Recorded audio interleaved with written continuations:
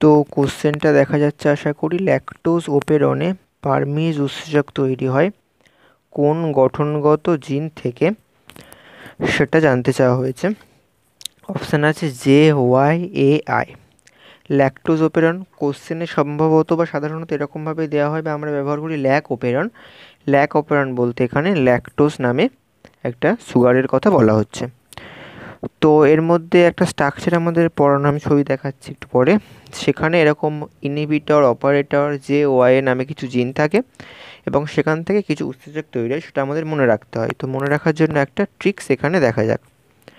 ইনহিবিনা public office, J, Y এ জয়া। এবারে নিচে এভাবে লিখবো, গেল ফর পারমিশন অফ ট্রান্সফার।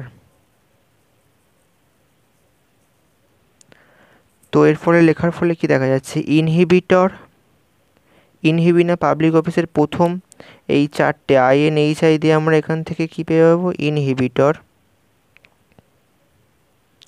পাবলিকের পি থেকে পেয়ে যাওয়া কি পাওয়া যাবে, প্রোমোটর। আই থেকে অপারেটর। তাহলে ইনহিবিনা পাবলিক অফিস থেকে ইনহিবিটর, প্রোমোটর, অপারেটর। জে নামে জিন থাকে, ওয়াই জিন থাকে, এ জিন থাকে। জে থেকে জে এর নিচে আছে গেল, মানে এখান থেকে কি পাওয়া যাবে, গ্যালাক্টোজ।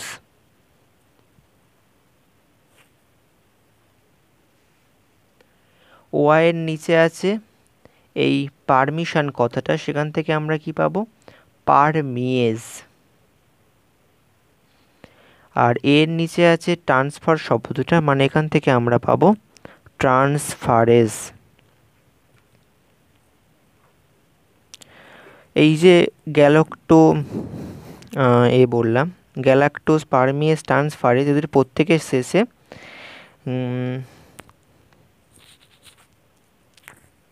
গ্যালাক্টোজ, পারমিয়েজ, ট্রান্সফারেজের প্রত্যেকের শেষে যেহেতু এজ আছে, তাই জন্য এগুলো হলো একটা এনজাইম।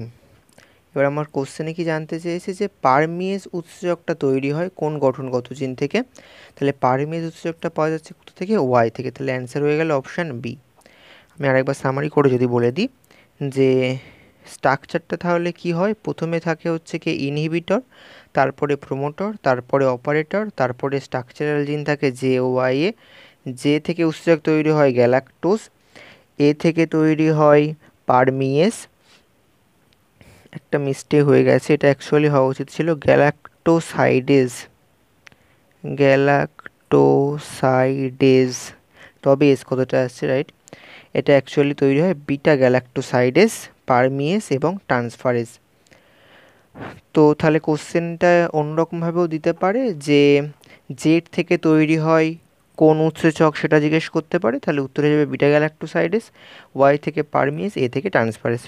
এটা হলো ল্যাকোপেরন সংক্ষেপে মনে রাখার ট্রিক। আশা করি বোঝা গেল।